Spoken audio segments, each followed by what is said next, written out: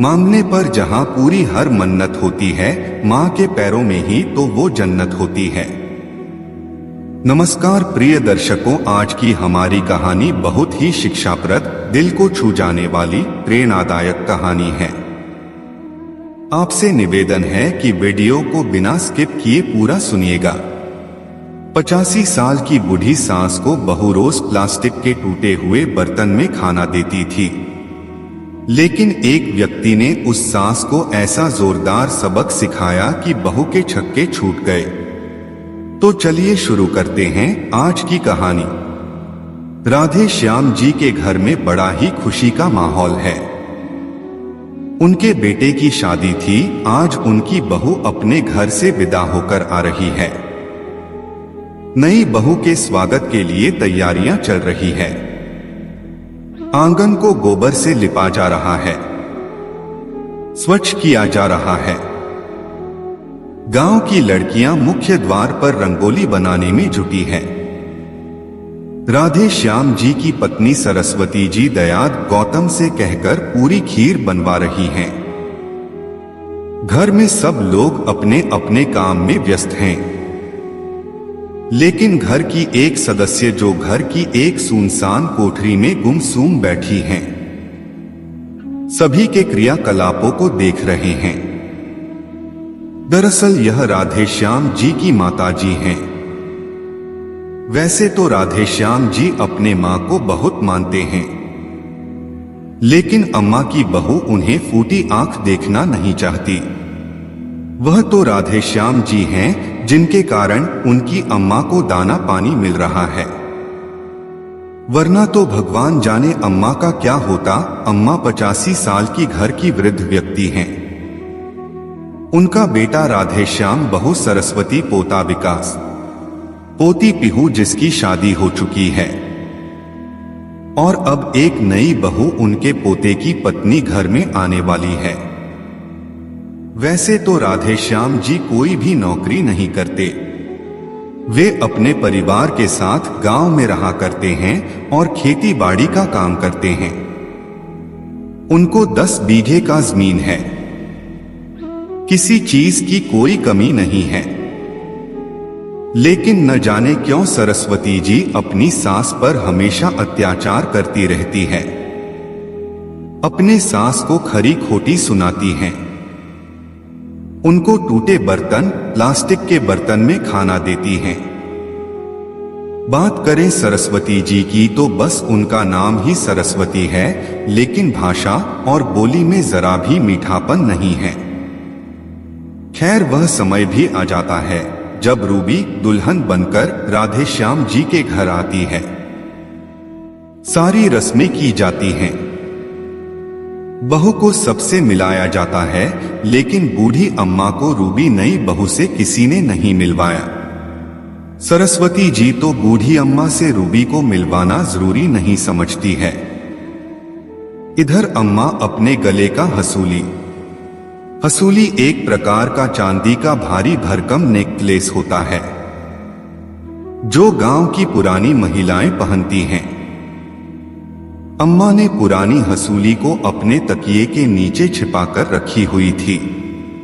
अपने नई बहू के लिए रूबी को बूढ़ी अम्मा को मुंह दिखाई करने के लिए इंतजार करते करते सुबह से शाम हो गई, लेकिन किसी ने नहीं कहा, अम्मा चलिए अपनी नई बहू को देख लीजिए।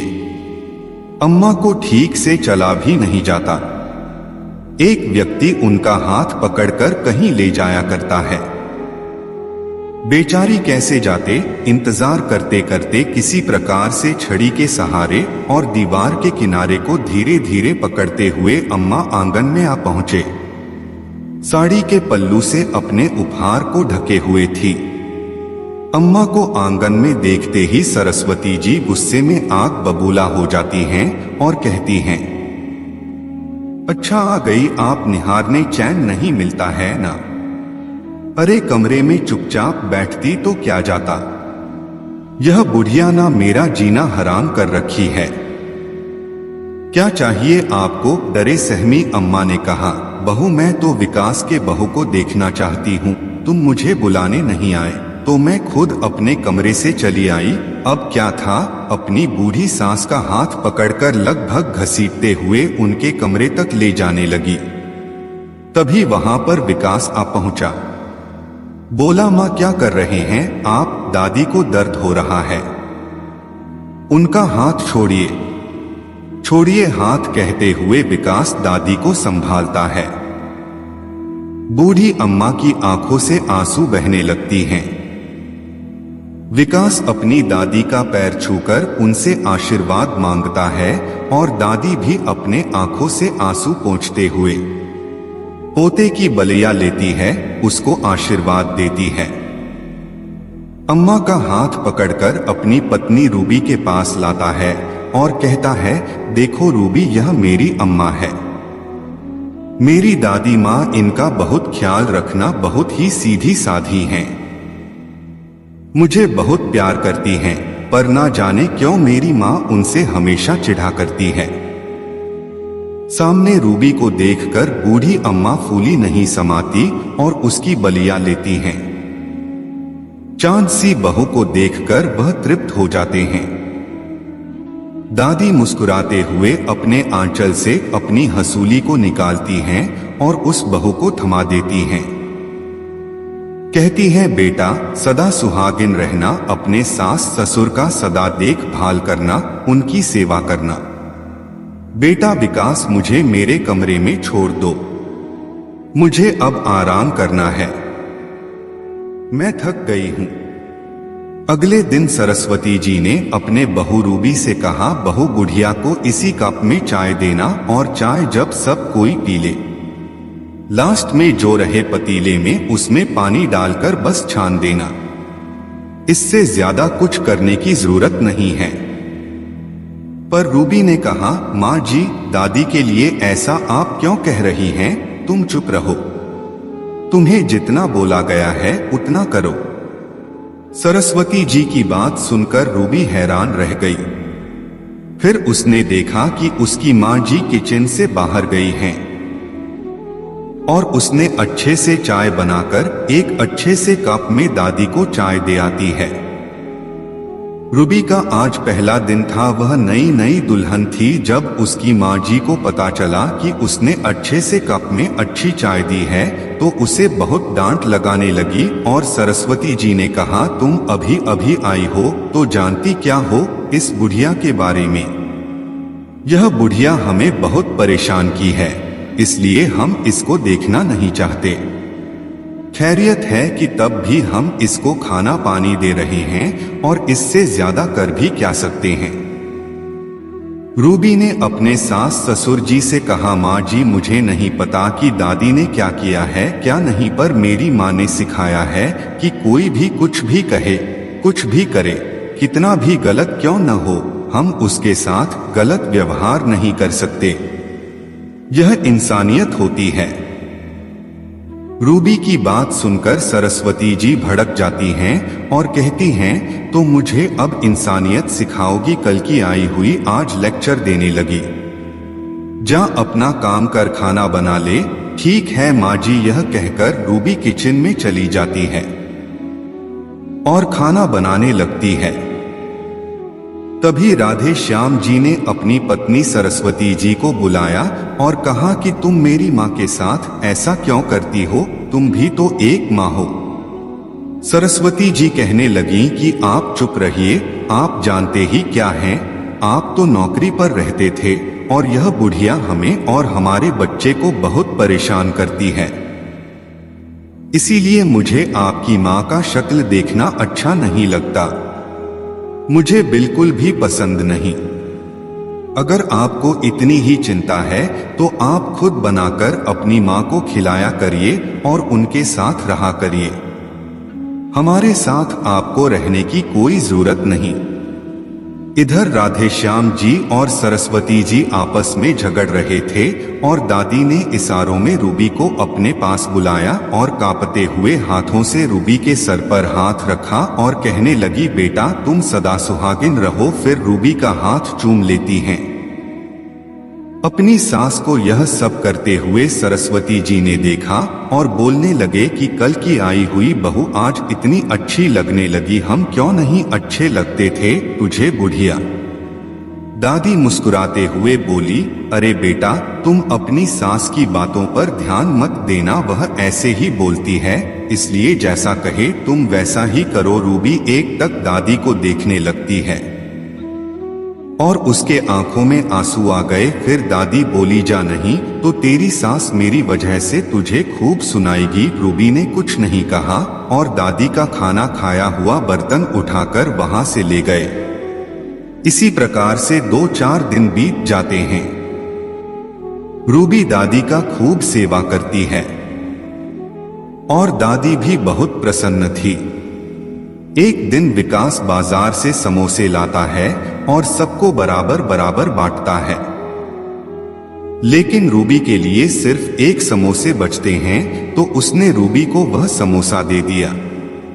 अपनी कोठरी में बैठे बूढ़ी अम्मा भी सारी बातें सुन रही थी और उन्हें समोसे की भीनी भीनी खुशबू आ रही थी। वह समझ गई कि घर में समोसा आया है, तो उन्होंने भी आवाज लगाते हुए कहा, अरे समोसे मुझे भी देना, मुझे भी बहुत मन कर रहा है। अपनी सास की बात सुनकर सरस्वती जी ने तुरंत अपने बेटे से कहा, रख छुपा के अंदर इस बुढ़िया को एक भी समोसे मत देना। यह बुढ़िया पहले खुद ही अकेले खाती थी, कभी हमें कुछ नहीं देती थी। यह सुनकर रूबी को समोसे खाया नहीं गया। उसने जैसे ही देखा कि सरस्वती जी कुछ काम से खलिहान में गई हैं, तो उसने झट से प्लेट में रखे हुए समोसे को अपने दादी माँ के पास ले गई और कहने लगी, दादी आपको समोसे खाने का मन था ना, खा लीजिए खा लीजिए। रूबी को देखकर समझ गई कि रूबी ने अपने हिस्से का समोसा उन्हें दिया है, तो दादी माँ ने कहा, तूने समोसे नहीं खाया ना। अब रूबी क्या कहती, धीरे से सर हिला देती है। दादी ने कहा, मैं तुम्हें जान चुकी हूँ, तुमने नहीं खाया है और यह लो आधे समोसे तुम खा लो और आधे मैं खा लेती हूँ। दादी बड़े प्यार से आधा समोसा रूबी को देती हैं।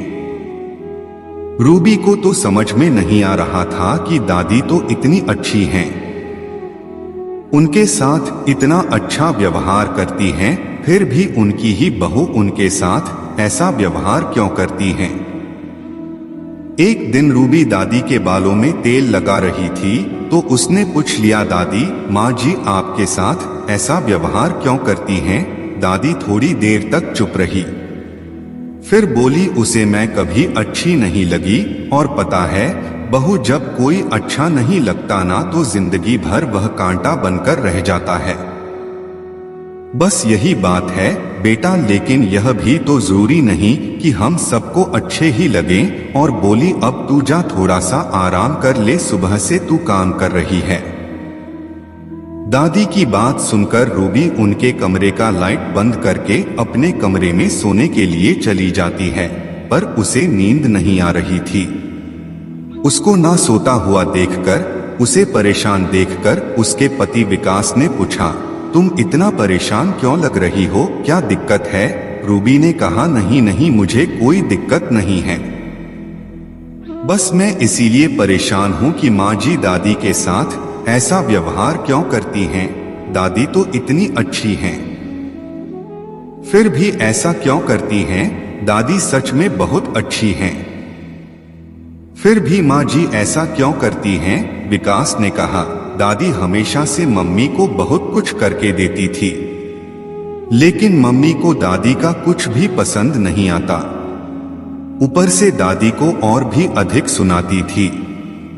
बस एक ही कारण से, वह यह है कि दादी उन दिनों बहुत बीमार रहती हैं और दादाजी के ना रहने के कारण पापा सारा पैसा दादी के इलाज में खर्च करते थे और उनके खाने के लिए सब कुछ लाते थे। बस यही बात मम्मी को अच्छा नहीं लगता। धीरे धीरे मम्मी दादी से बहुत नफरत करने लगी, जो कि अभी तक करती आ रही है। मैं बहुत कोशिश किया दादी को समझाने का, पर कुछ नहीं हुआ। कहते कहते विकास का गला रुक गया। रूबी ने अपने पति विकास से कहा, अच्छा अब सब ठीक हो जाएगा, अब मैं आ गई हूं ना, सब कुछ ठीक कर दूंगी। इसी तरह 1 महीने बीत जाते हैं तो एक दिन रूबी ने अपने सास से कहा, अरे माँ जी, क्या दिन भर अगल बगल घूमती रहती हो, घर का सारा काम कौन करेगा? यह सुनकर सभी भवचक्के रह गए। सरस्वती जी तो गुस्से के मारे आग बबूला हो गई और उन्होंने कहा, तेरी हिम्मत कैसे हुई मुझसे ऐसे बात करने की? तभी रूबी ने फटे हुए प्लास्टिक के कप में चाय देते हुए बोली, चुपकर बुढ़िया, यह चाय पियो और काम पर लग जाओ। यह देखकर सरस्वती जी बहुत गुस्से में आ गई और उन्होंने रूबी के ऊपर हाथ उठाना चाहा कि इतने में रूबी ने अपने सास का हाथ पकड़ लिया और कहा, क्या रे बुढ़िया, एक तो तू फोकट का बैठ कर खाती है, ऊपर से तू मुझे तेवर दिखाती है। यह देखकर सरस्वती जी अपने बेटे विकास से चिल्लाते हुए बोली, विकास अपनी पत्नी से कह दे ठीक से पेश आए वरना निकल जाए मेरे घर से। यह मुझसे जबान लड़ाती है और मुझे घर का काम करने को कहती है, मुझे टूटे फूटे प्लास्टिक के कप में चाय दे रही है। आज तक मैंने कोई भी काम नहीं किया, मैं रानी की तरह रहती हूं और आज कल की आई हुई मेरे सर पर नाचेगी। अपने सास की यह बात सुनकर रूबी ने कहा, वाह माँ जी वाह, आज तक आप यही करते आ रही हैं और अब आपके साथ यही सब हो रहा है तो आपको इतना बुरा लगा। जरा सोचिए, अगर दादी भी आपके तरह सास बनकर आपको धक्के मारकर घर से निकाल दे तो आज आप ऐसे नहीं होती। दादी की अच्छाई थी कि वह आपको पलटकर कभी कुछ नहीं कहती थी, वरना आप सम्मान के लायक नहीं हैं। अपने बहू के मुख से यह बात सुनकर राधे श्याम जी ने कहा, देखा सरस्वती, आज बहू ने तुझे बिल्कुल सही सबक सिखाया है। तूने मेरी देवी जैसी माँ को बहुत सताया, आज ऊपर वाले ने न्याय भेज दिया है मेरे बहू के रूप में। यह कहते कहते राधे श्याम जी की आंखों में आंसू आ गए और उन्होंने अपनी माँ को गले लगा लिया। इस पर विकास भी बोल पड़ा, हाँ, तुमने हमेशा से दादी के साथ बुरा बर्ताव किया, यही बचपन से देखते आया हूं। मैं डर से कुछ नहीं बोलता था, मैं तेरे डर के कारण ही कुछ नहीं कर पाता दादी के लिए, लेकिन आज मेरी पत्नी ने यह सब करके मेरा सारा डर खत्म कर दिया। इसीलिए मैं आज अपनी दिल की बात कहता हूँ, प्लीज माँ, दादी के साथ ऐसा व्यवहार मत करो। विकास हाथ जोड़ते हुए अपनी माँ से बोला। यह सब देखकर सरस्वती जी की भी आंखें खुल गई। उन्होंने कहा, हाँ, मैं बहुत बुरी हूँ, इसीलिए आज मेरे साथ कोई खड़ा नहीं है। बहू, आज तूने जो किया बिल्कुल सही किया। न जाने मैंने अपने माँ जैसी सास के साथ कितना बुरा सलूक किया। मेरी सासू माँ मुझे बेटी समझकर सब कुछ सहती गई। यह कहते हुए सरस्वती जी अपने सास का पांव पकड़कर रोने लगी और उन्होंने अपने सास से माफी मांगा। सरस्वती जी को यूं माफी मांगते हुए देखकर बूढ़ी अम्मा का दिल पसीज गया। उन्होंने उसे माफ किया। उन्होंने कहा, बहू, अगर सुबह का भूला शाम को घर वापस लौट आए तो उसे भूला नहीं कहते। तुझे अपने गलती का प्रायश्चित हुआ, यही मेरे लिए बहुत बड़ी बात है। मुझे बेटी नहीं थी, मेरा सिर्फ एक बेटा था। आज मुझे भगवान ने बेटी दे दिया। बहू, आज मैं बहुत खुश हूं। मैं बहुत सुकून के साथ भगवान के पास जा सकती हूं। दादी की यह बात सुनकर सभी की आंखों से झरझर आंसू बहने लगते हैं। सभी उस घर में अब प्रसन्न थे। उस घर में एक बूढ़ी बुजुर्ग को उसका असली सम्मान मिलता है। प्रिय दोस्तों, घर के बड़े बुजुर्ग ही घर का सम्मान होते हैं। तो आप भी अपने घर में किसी भी बुजुर्ग के साथ ऐसा व्यवहार होता हुआ देखें तो उसका कड़ा विरोध करें और उस बुजुर्ग व्यक्ति का मदद करें। उसकी सहायता करें, उसका सहारा बने। प्रिय दर्शकों, उम्मीद करते हैं कि यह कहानी आपको बहुत पसंद आई होगी। अगर आपको यह कहानी पसंद आई है तो आप हमारे वीडियो को एक लाइक अवश्य करिएगा और आपका कमेंट पढ़ना हमें बहुत अच्छा लगता है, इसलिए आप अपनी राय कमेंट में जरूर लिखिएगा कि आपको यह कहानी कैसी लगी। आपका जीवन मंगलमय हो, इसी कामना के साथ आपसे विदा लेते हैं। मिलते हैं नेक्स्ट वीडियो में। आपका बहुत बहुत धन्यवाद।